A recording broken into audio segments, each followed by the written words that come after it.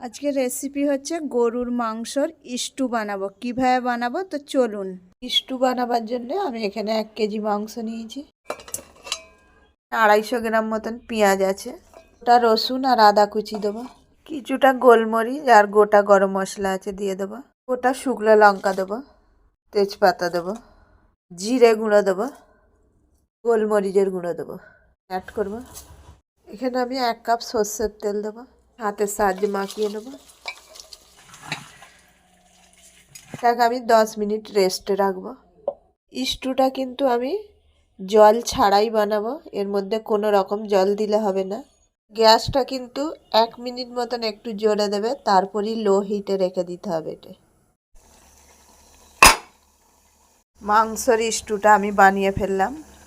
রেসিপিটা প্রথম থেকে শেষ পর্যন্ত দেখার অনুরোধ রই। চ্যানেলটা বেশি বেশি করে শেয়ার করো, আর যে সকল বন্ধুরা এখনও চ্যানেলটাকে সাবস্ক্রাইব করোনি সাবস্ক্রাইব করে নেবে।